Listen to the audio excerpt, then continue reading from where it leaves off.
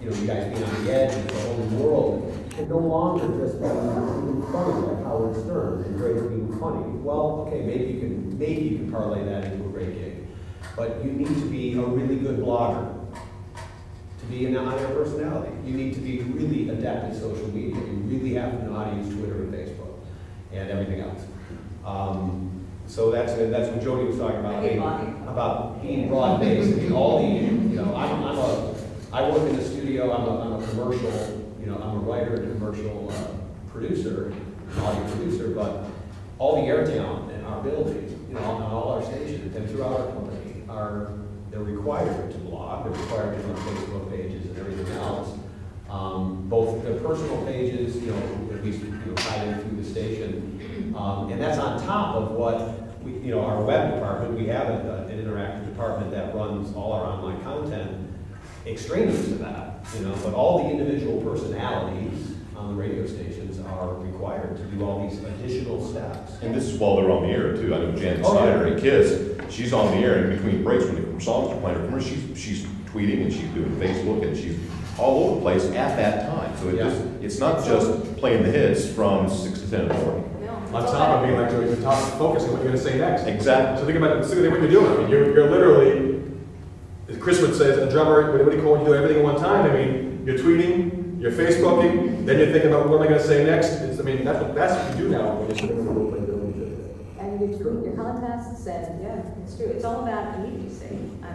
What are you giving me? Like I said, what are you giving me in the next 10 seconds?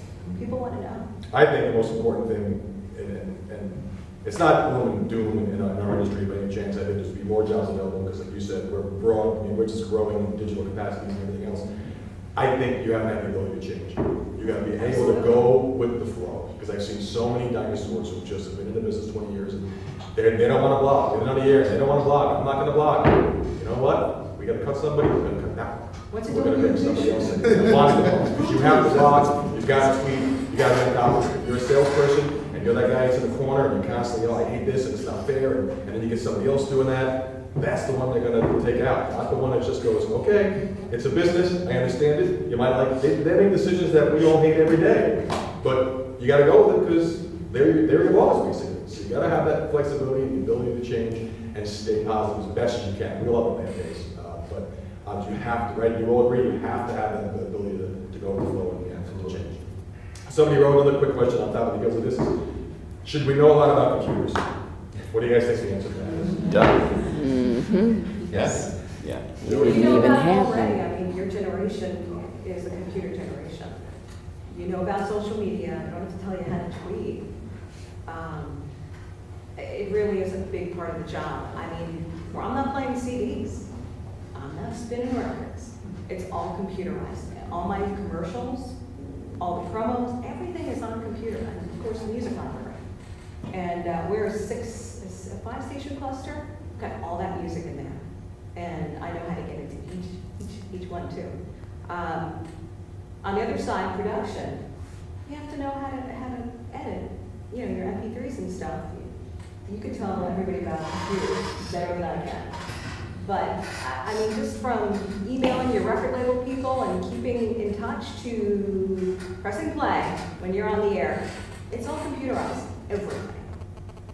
Yeah, understanding how your content comes across, on this thing, because this is the future. You know, they're going to get bigger. They're going to keep resizing, but it's all about how you loop in the person that's sitting at the checkout line at the grocery store, and what you're posting on Facebook or what you're blogging about. And trying to loop them in because you only have a finite amount of time that they can see your content, but this follows you around wherever you go. So, like, when we're building this new website, we're wireframing and designing for this first and then desktop later because our traffic is right now it's like 50% desktop, 50% mobile, and it's only going to keep skewing more mobile, so. Can I just add one more thing? Sorry. One thing about social media, I do like my privacy, so I've learned that, for instance, Facebook. I have two Facebook pages. I have my professional page where I'm a little shall we say. And I have my personal page, you know, pictures of my family and what I'm doing with PTA. And I like to keep it separate. And I think that's really important. Your privacy is very important when you go into this business. So, Chris, if you're on the retail end of things, you must interview a lot of people. Yes. What can these guys expect when they go into an interview? How should they prepare? What kind of questions do you ask in an interview that they should be prepared to answer? Be prepared to answer any situation where a job that ended didn't go the way you wanted it. Think of a way to spin it. I know the word spin technically implies that you're going to change the facts. Don't change the facts, tell the truth. You know, because you will have those disappointments. You're going to have, we've all had them. It's how you spin that, because there's two sides to every story. You got to remember that too. Always have your facts ready, have the dates lined up. And I would say, be prepared to talk about yourself and try to relax, because the most off-putting thing in an interview, I mean, maybe to the interviewer too, you would have as well, I mean, but for the confidence, the assuredness that comes across in the interview is a big selling point. And no matter what the job is, you know, whatever you're going for, you know, be confident in yourself, you know. Try to just think of the positive things about yourself that you've done at college, things you can talk about in college, things you can talk about with previous jobs that have happened. Get involved in the community. You know, my kids have been working since they were 14, I think, at daycare centers and at the YMCA. You know, it's both. Just be involved, even if it's what do you call it? Any kind of volunteer work. Put it on your resume. The more you're involved in the community, and that doesn't just go for radio or television or any broadcasting. It's just that's what an employer wants, is somebody who's not closed in, just sitting there on Twitter all day. You know, they want somebody who's out there and knows what's going on in the community, in their town, which especially broadcast media. I think have specifics. Have specific things that you did that you can Yes. talk about, Right. at length, that are pertinent to who you're trying to interview for. Mhm. I think that's important too.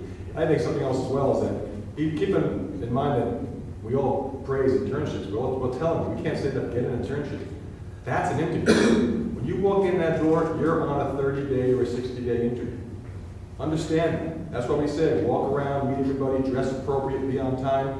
Never just be sitting in the desk at the cubicle reading a book because there's nothing to do. book, they're on their phones all day. Yeah, right, on the phone. I'm sorry. Yeah, gave him an. You are on. And you think that we're not watching you. Oh. Watch it. I mean, we make fun of those interns. Yeah. Believe me, we can tell when an intern walks in the door, Todd and I laugh. We look at each other and go, right away, we go, not gonna work. We just know. And the ones from Fredonia, it pisses us off. Because we're embarrassed by it. So when you're out there, I mean, look at this panel, look at us, realize how many of us are in the business right now. You think we want, I mean, we keep saying network, use us.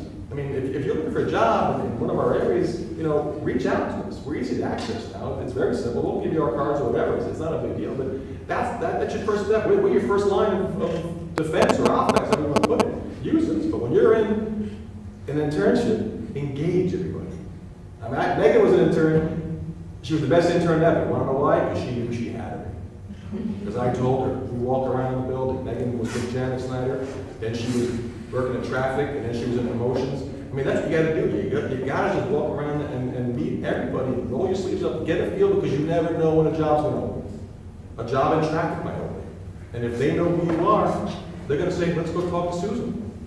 Well, that's what happened. Randy, right? Randy Whitus. Even better, Kevin, even better example, Judd Hessler. Judd Hessler, right? Intern, he was in the right place at the right time, and now he's at middays and assistant music. No, music after the and job, assistant assistant promotion, program. program director right now for KISS 98.5. Just got promoted. And right out of college. Just got promoted. He was, And he was a guy that was, it was so funny, we were talking the other day, and we said, what's the, when I started out, I was driving a van for HTT, promotion and chasing bumper stickers and all that kind of stuff. And we were laughing, like, what was the worst thing he ever did as an intern? You know, and I said to Judd, let's do it. Judd said, dressing as Cupid. And I'll never forget this. You all know Judd. You all know Judd? Judd's a big guy. Judd had a bra on, and he had a little kind of like a tutu, a pink tutu, and he had a little fairy wand, and he was literally going out to stores to deliver these things that Janet Snyder cooped up in her head that she wanted to be done. And he was a trooper. And you know what? That solidified it. They loved him, they said, this guy's a team player, he'll do what he needs to do, and he's good about it. And he's good, and plus, he was also good at what he was doing too. Right. You know, and, you know, it worked out phenomenal for him. I love Joe on social media. Like, he's so punctual. He hits all the right things that even, like, I follow Kiss on Facebook. I don't listen to Kiss normally, but I love the stuff that he posts on Facebook, and like, that keeps me in tune, and that keeps me potentially, you know, in tune to, or inclined to, you know, listen at some point or participate in some giveaway or contest or something like that. As I said earlier, not just about terrestrial broadcast radio anymore, or even streaming music. It's about all these other aspects that can draw you in, and then hence give you value to an employer. If you're able to do that, I don't know this person that you're talking about, but I can tell right away that he's adept at doing that. And that's why he'll be valuable to an employer, because he's engaging consumers and listeners without even, somebody who doesn't do the job, they're not even listening to the radio